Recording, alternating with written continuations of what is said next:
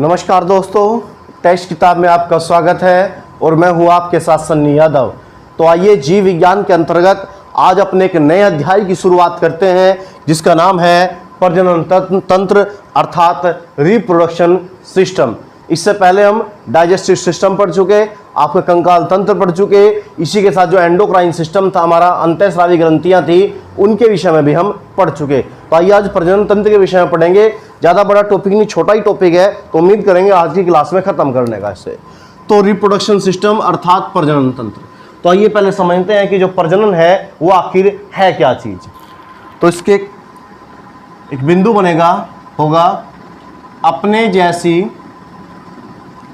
जैसी जाति का निर्माण करना, अपने जैसी जाति का निर्माण करना प्रजनन कहलाता है।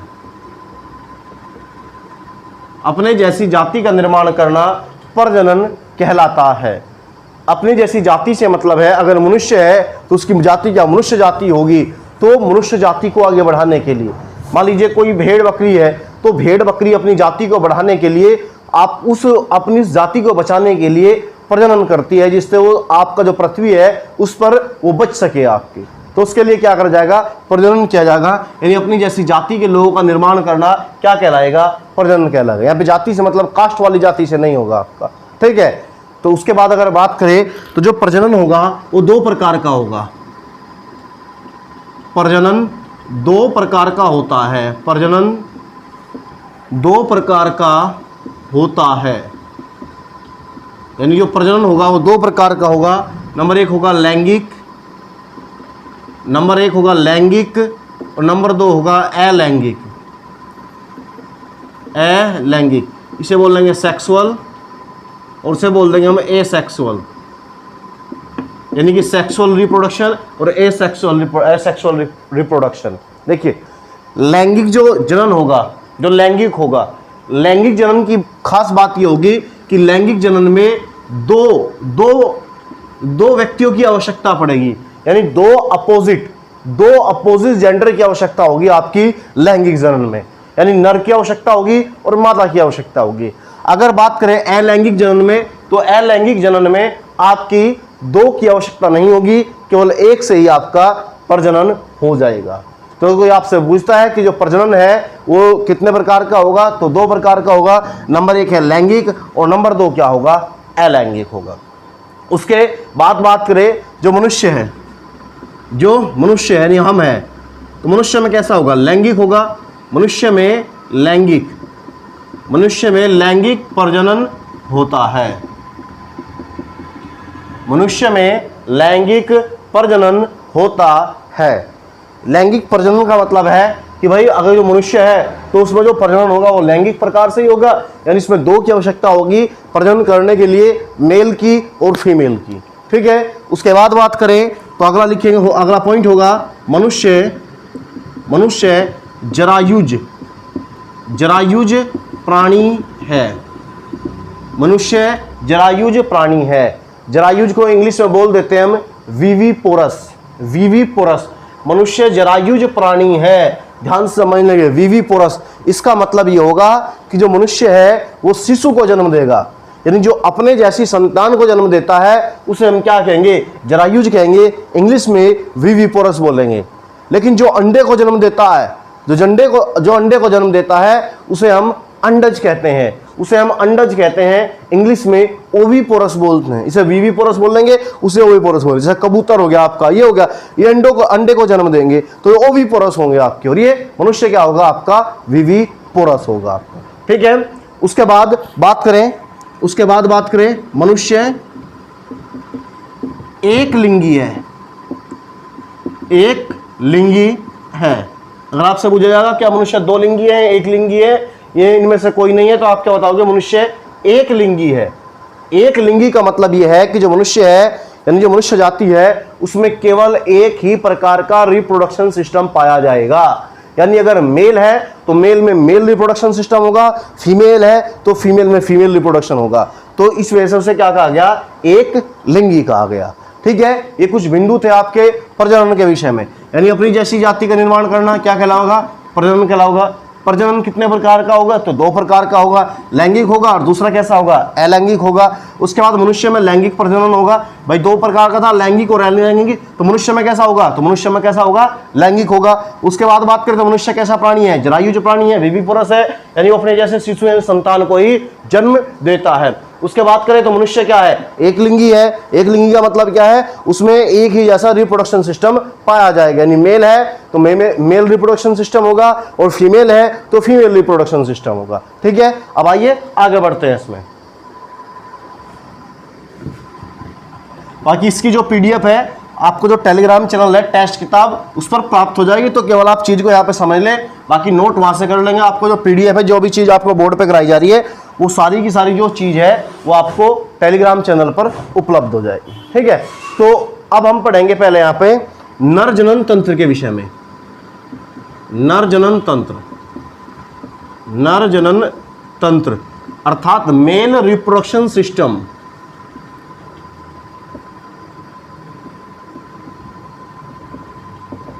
Mail reproduction system.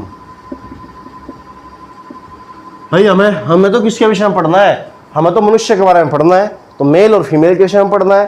तो हमने बताया कि मनुष्य में जो है मेल में मेल का रिप्रोडक्शन सिस्टम पाया जाएगा और फीमेल में फीमेल का रिप्रोडक्शन सिस्टम पाया जाएगा।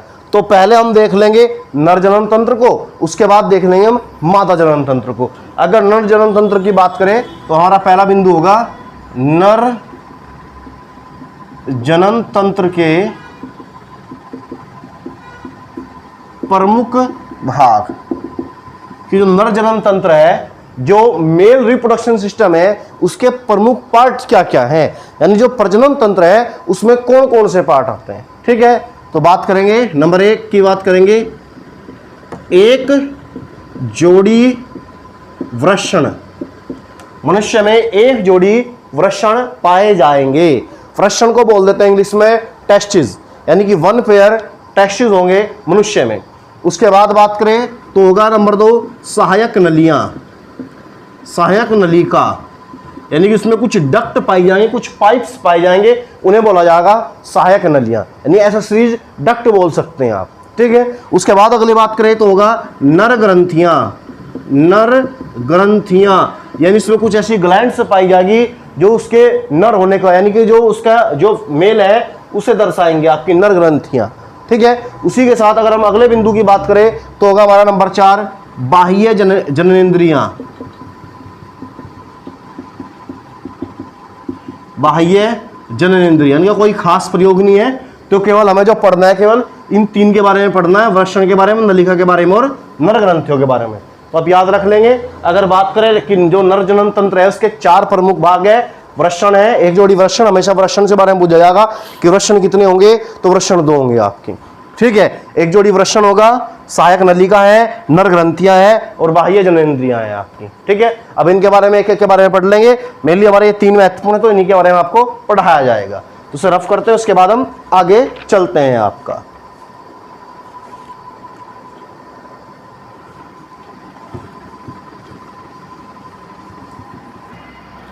तो अब हम वृषण की बात करते हैं। इंग्लिश में बोल देंगे टेस्टिस, टेस्टिस बोल देंगे। तो पहला बिंदु ये होगा, ये एक जोड़ी होंगे, यानी जो मेल है, मेल में एक जोड़ी वृषण पाए जाएंगे। मेल में एक जोड़ी वृषण पाए जाएंगे और ये शरीर से थोड़ा बाहर को निकले हुए होंगे। ठीक है, दूसरी बात करें तो ये वृषण वृषण कोश में होते हैं, वृषण कोश में होते हैं। ये वृषण वृषण कोश में होते हैं। स्क्रोटम बोल देंगे इंग्लिश में, जो आपको पीडीएफ मिलेगी उसमें लिखा होगा इंग्लिश में भी आपका। आज जो वृषण होंगे वो वृषण कोश, यानी जो वृषण होंगे 2 आपके, तो इस प्रकार से एक वृषण कोश बना होगा जिसके अंदर ये दोनों के दोनों जो वृषण है वो आपके सुरक्षित होंगे आपके। ठीक है, तो अगर आपसे पूछा जाए वृषण कहाँ है, तो वृषण वृषण कोश में पाए जाते हैं। उसके बाद बात करें इनका तापमान। इनका तापमान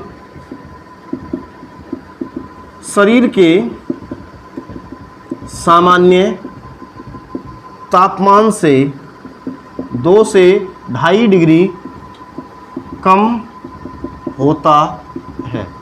मतलब कि जो इनका जो तापमान होगा वो शरीर के तापमान से 2 से 2.5 डिग्री कम होता है। ठीक है, आपसे पूछेगा जो वृषण है उनका तापमान कितना कम पाया जाएगा, तो 2 से 2.5 डिग्री जो तापमान है वो वृषण का शरीर के सामान्य तापमान से कम पाया जाता है।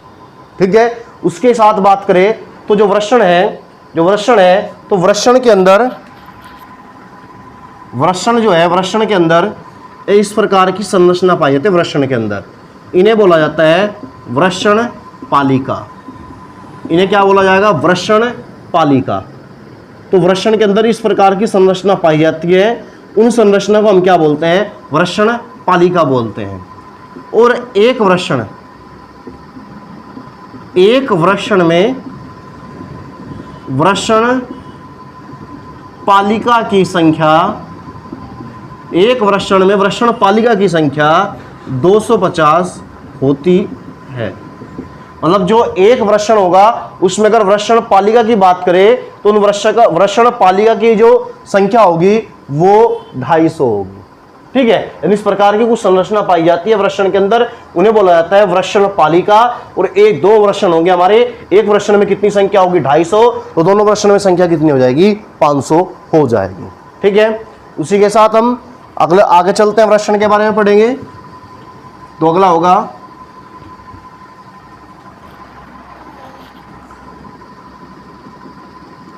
वृषण पालिका।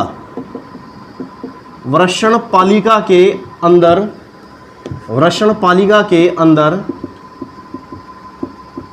छोटी छोटी नलिका यानी डक्ट, नली, छोटी छोटी नलिका पाई जाती है,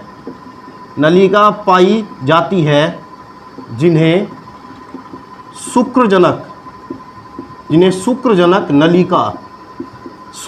नलिका कहा जाता है।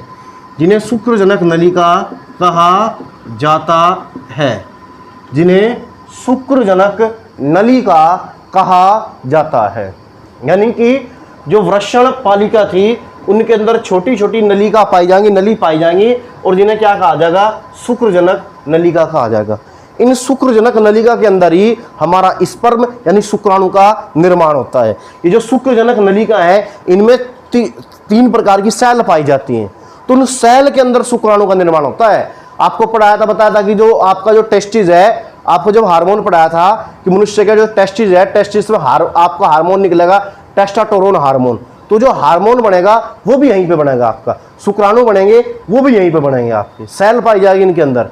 ठीक है, तो बता रहा हूं आपको कौन कौन सी सेल है आपकी। ठीक है, तो इसमें चलो इस लाइन को रफ कर रहा, फिर उसके बाद ठीक है,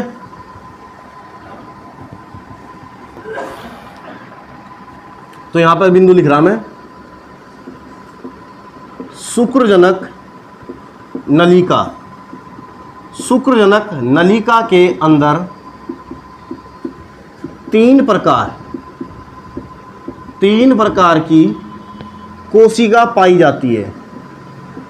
3 प्रकार की कोशिका पाई जाती है, यानी कि जो शुक्रजनक नलिका है उनके अंदर 3 प्रकार की जो सेल है, जो 3 प्रकार की जो कोशिका है, वो 3 प्रकार की कोशिका पाई जाती है। और जो 3 प्रकार की जो कोशिका है वो कौन कौन सी होगी, सबसे पहली होगी जर्म सेल।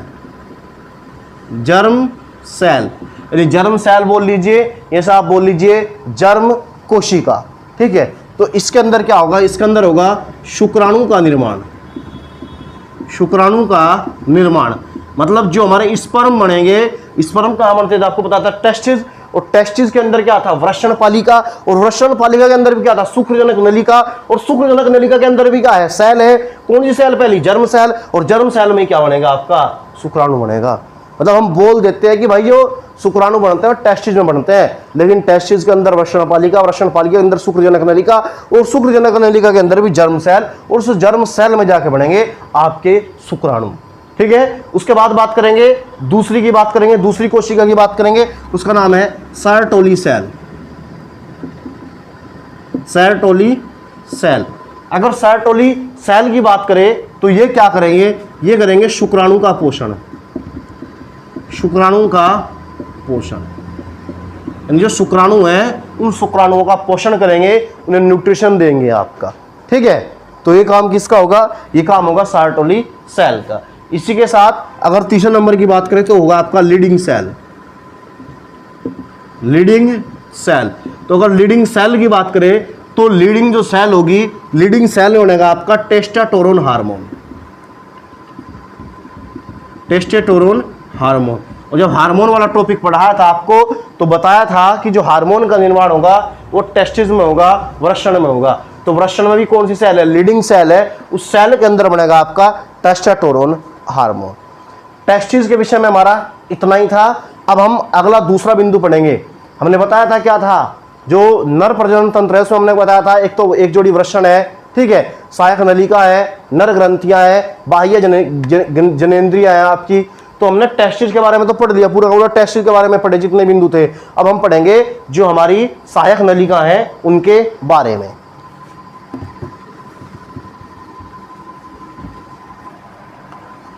तो बात करेंगे हम सहायक नलिका,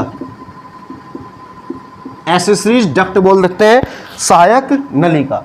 अब हम बात करेंगे भाई सहायक नलिका की कि सहायक नलिका है क्या आपकी।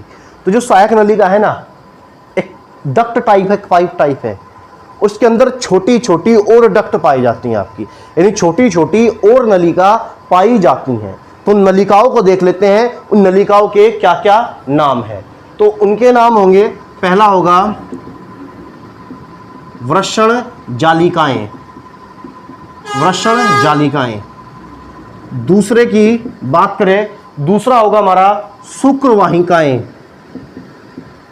शुक्रवाहिकाएं। और तीसरे की बात करें तो तीसरा होगा अधिवृषण, अधिवृषण। उसके बाद अगर हम चौथे की बात करें तो चौथा होगा शुक्रवाहक, शुक्रवाहक। और ये चारों के चारों क्या काम करेंगे, ये करेंगे आपका जो स्पर्म होगा, स्पर्म होगा, जो शुक्राणु होगा आपका, उस शुक्राणु को ये ले जाएंगे मूत्र मार्ग तक, शुक्राणु को ले जाएंगे मूत्र मार्ग तक। देखिए बात को समझिए, जो शुक्राणु बनता है, शुक्राणु कहाँ बनेगा, टेस्टिस में बनेगा, वृषण में बनेगा। लेकिन जब व्यक्ति आपकी किसी प्रकार की सेक्सुअल एक्टिविटी करेगा तो उस समय जो स्पर्म है वो जो बाहर निकलेगा शरीर से, यानी जो वृषण से वो बाहर निकलेगा, तो वृषण से जो बाहर निकलेगा इनके द्वारा निकलेगा, सहायक नलिकाओं के द्वारा निकलेगा। यानी सहायक नलिकाएं होंगी, उस जो शुक्राणु है उस शुक्राणु को मूत्र मार्ग तक ले जाएंगे। और दूसरी बात यह है कि जो शुक्राणु बनता है वो टेस्टिस में बनेगा, वृषण में बनेगा। तो जो वृषण में रहता है ना शुक्राणु, वो अपरिपक्व रहता है, वो परिपक्व होने के लिए आता है अधिवृषण में। अगर कभी आपसे पूछ ले कि शुक्राणु परिपक्व होने के लिए किस जगह होगा, तो किस जगह होगा आपका, वो आएगा आपका अधिवृषण में आएगा वो आपका, ठीक है, अधिवृषण में आएगा। और अधिवृषण में आने के बाद वो क्या है, वो आपका परिपक्व हो जाएगा, ठीक है।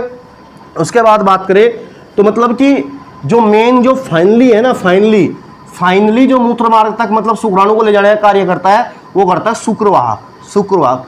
और जब नर नसबंदी होती है ना, नर नसबंदी यानी जो मेल नसबंदी होगी, उसमें क्या कर देते हैं, जो शुक्रवाहक है, शुक्रवाहक को काट दिया जाता है।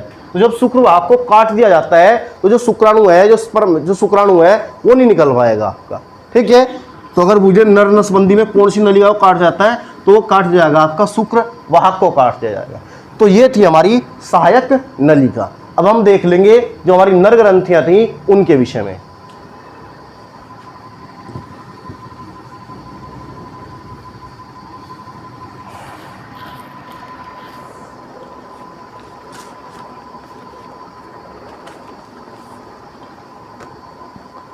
अब हमारा होगा नर ग्रंथियां।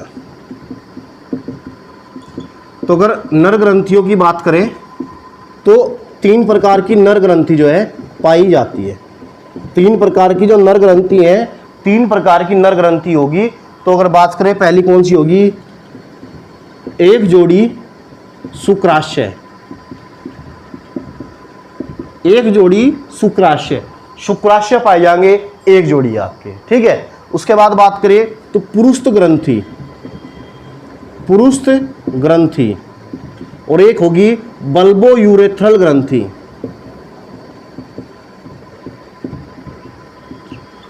बल्बो यूरेथ्रल ग्रंथि। यानी जो नर ग्रंथियां में एक जोड़ी शुक्राशय होगा, पुरुष ग्रंथि होगी और बल्बो यूरेथ्रल ग्रंथि होगी।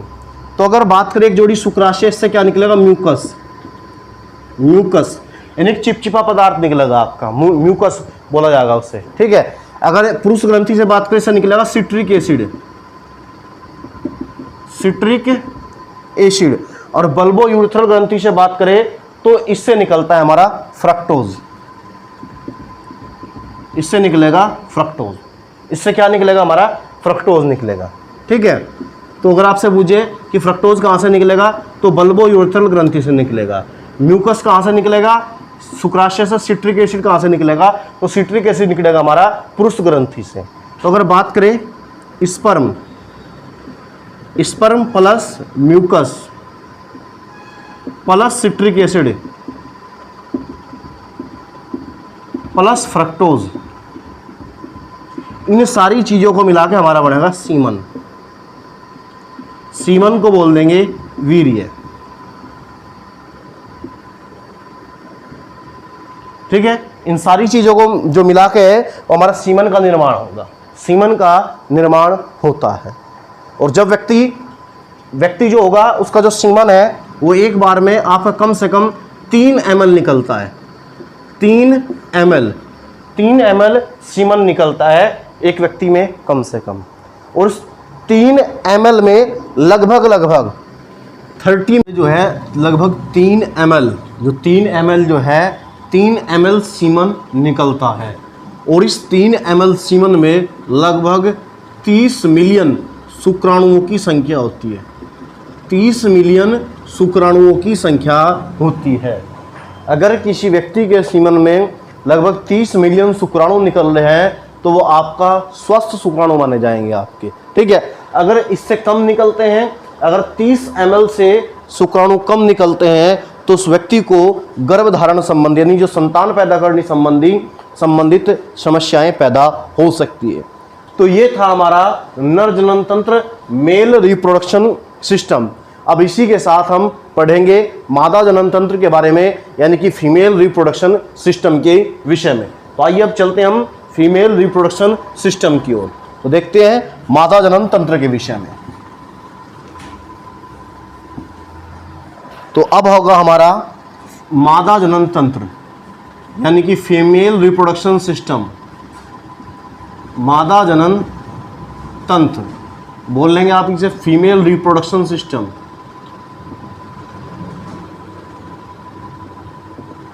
Female reproduction system. तो अब देखेंगे कि जो मादा जनन तंत्र है उसके क्या क्या प्रमुख भाग हैं, क्या क्या प्रमुख पार्ट हैं। जिस प्रकार से हमने नर जनन तंत्र के विषय में बात की थी कि आपका एक जोड़ी जो है आपके वृषण थे, आपके सहायक नलिकाएं थी, आपकी बाह्य जननेंद्रियां थी, आपकी नर ग्रंथियां थी। तो इसी प्रकार हम देखेंगे कि जो मादा जनन तंत्र है तो मादा जनन तंत्र के प्रमुख पार्ट्स कौन से हैं। तो अगर मादा जनन तंत्र के प्रमुख पार्ट्स की बात करें तो आपका पहला होगा अंडाशय। अंडाशय से हम ओवरी बोल देंगे, ओवरी बोल देंगे। और आप याद रखोगे जिस प्रकार जो मेल था उसमें 2 वृषण 2 टेस्टिस पाए जा रहे थे, इसी प्रकार जो मादा है, मादा में भी जो ओवरी की संख्या होगी, अंडाशय की संख्या होगी, उस अंडाशय की संख्या 2 होगी। उसी के साथ बात करें तो होगा अंडाशय की वाहिकाएं। अंडाशय की वाहिकाएं, वाहिकाएं का मतलब होगा जो कुछ डक्ट्स पाई जाएंगी जो अंडाशय को जो लेके ओवरी से लेकर दूसरे स्थान पर लेकर जाएंगी आपकी, ठीक है। इसी के साथ बात करें तो होगा आपका गर्भाशय। गर्भाशय इसी के साथ होगा आपका गर्भाशय। और इसी के साथ अगर बात करें तो होगा आपका गर्भग्रीवा।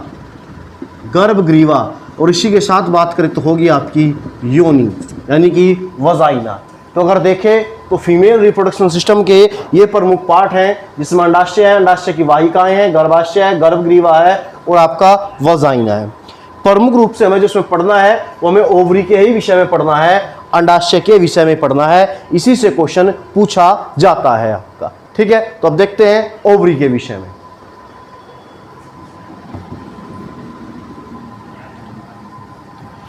तो अगर हम ओवरी की बात करें, अंडाशय की बात करें, तो अगर अंडाशय की बात करें तो पहला बिंदु यह है कि अंडाशय वन पेयर, एक पेयर यानी एक जोड़ी होगी, एक जोड़ी, यानी जो अंडाशय है उनकी संख्या 2 होगी, यानी कि 1 पेयर होगी। ठीक है, और इस अंडाशय के बाहर एक झिल्ली पाई जाएगी, अंडाशय के बाहर एक झिल्ली पाई जाएगी जिसे हम ओवेरियन झिल्ली कहते हैं, झिल्ली कहते हैं, ओवेरियन झिल्ली कहते हैं। ठीक है, उसके बाद क्या होगा, जो अंडाशय है, अंडाशय में अंडों का निर्माण होगा, एग का निर्माण होगा। अंडाशय जो है उसमें एग्स का निर्माण होगा, अंडों का निर्माण होगा, लेकिन जो वो अंडे हैं वो निषेचन जो होगा उनका, फर्टिलाइजेशन जो होगा वो होता है आपका फ्लोपियन ट्यूब में, फ्लोपियन ट्यूब। देखिए, जो अंडाशय है, जो ओवरी है, उसमें अंडों का निर्माण होगा, उसके बाद वो फ्लोपियन ट्यूब में आएंगे। अगर वहाँ पे जो उन्हें स्पर्म, अगर उनका स्पर्म से निषेचन हो जाएगा तो जो अंडाशय है वहाँ पे जो विकसित होंगे। तो अगर आपसे पूछे कि जो एग्स हैं वो विकसित कहाँ पे होंगे, तो वो कहाँ पे होंगे, आपके फ्लोपियन ट्यूब में होंगे। कुछ दिन फ्लोपियन ट्यूब में विकसित होंगे, उसके बाद फिर जो जाइगोट बनेगा, जो भ्रूण बनेगा, वो चला जाता है हमारा, कहाँ पे चला जाएगा, गर्भाशय में चला जाएगा आपका। वो कहाँ चला जाएगा, गर्भाशय में चला जाएगा आपका। यानी जो बच्चे का लालन पालन होगा वो गर्भाशय में ही होगा, लेकिन उसकी पहले जो निषेचन की क्रिया होगी वो फ्लोपियन ट्यूब में होगी।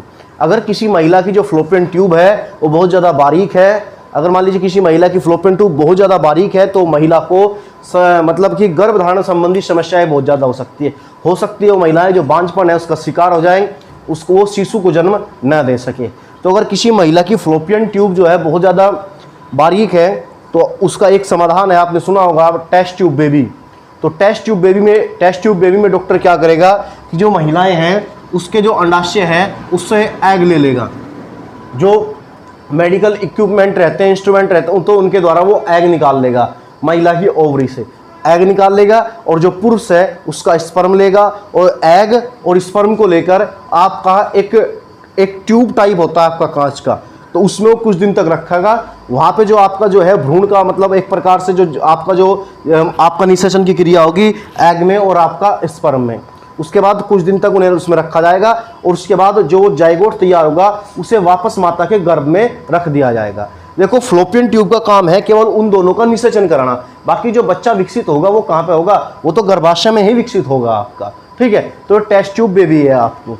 और इसी प्रकार आपने एक शब्द सुना होगा सेरोगेट मदर। तो सेरोगेट मदर में क्या होता है, दुनिया में जो सबसे ज़्यादा जो सेरोगेट मदर पाई जाती है वो भारत में पाई जाती है, उड़ीसा राज्य में। और भारत में सेरोगेसी जो है वो इनलीगल है, अवैध है, लेकिन फिर भी ये भारत में होता है आपका। भारत में केवल कुछ ही परिस्थितियों में जो सेरोगेसी है उसे अनुमति दी जा सकती है। ठीक है, तो इसमें क्या होता है, सेरोगेसी में क्या होता है कि जैसे जो महिला थी, महिला के एग ले लिए, और जो पुरुष था उसका स्पर्म ले लिया, टेस्ट जो ट्यूब थी उसमें कुछ दिन रखा, उसके बाद उसे जो माता है, माता के गर्भ में रखकर किसी अन्य दूसरी औरत के गर्भ में रख दिया जाता है। उस औरत को एक निश्चित रकम दी जाती है कि भाई हर महीने आपको जो खाने पीने का जो खर्चा है वो हम देंगे, उसके बाद जब आप बच्चा जन्म देगा आपका तो बच्चा वो आप हमें दोगे। ठीक है, तो सेरोगेट मदर कहलाती है। भारत में उड़ीसा राज्य में बहुत ज़्यादा ये मतलब सेरोगेट मदर का बहुत ज़्यादा चलता है आपका। ठीक है, तो ये था हमारा मादा जनन तंत्र। मादा जनन तंत्र के विषय में इतना ही पढ़ना था, ज़्यादा पढ़ने की आवश्यकता में नहीं है। और भारत में जो टेस्ट ट्यूब बेबी से जो पहला जो बच्चा पैदा हुआ था उसका नाम था आपका इंदिरा, वो एक लड़की थी आपकी। ठीक है, तो ये मादा जनन तंत्र के विषय में कुछ प्रमुख बात थी। इसी के साथ हम बात करेंगे मासिक धर्म चक्र की। तो बात होगी हमारा मासिक धर्म चक्र, मासिक धर्म चक्र, जिससे कि एमसी शॉर्ट में यानी कि मेंस्ट्रुअल साइकिल बोल देते हैं, मेंस्ट्रुअल साइकिल बोल देते हैं। ठीक है, तो इसमें क्या होगा कि जो फीमेल होगी, जो मादा होगी, तो उसमें जब पहली बार उसे मासिक धर्म होंगे, जब पहली बार उसे मासिक धर्म होंगे, जब मादा को पहली बार मासिक धर्म होगा, जिससे कि MC मेंस्ट्रुअल साइकिल बोल देते हैं, ये आपका पीरियड शब्द भी यूज होता है आपका, ठीक है। तो जो पहली बार किसी मादा के होगा तो उसे हम बोलते हैं रजोदर्शन, रजोदर्शन, इंग्लिश में मेनार्च बोल देते हैं, रजोदर्शन। यानी जब पहली बार होंगे तो उसे कहा जाएगा रजोदर्शन, और ये लगभग 13 से 14 वर्ष की उम्र में होते हैं, मतलब लगभग इतना ही एवरेज होगा, 12, 13, 14, 15, ठीक है।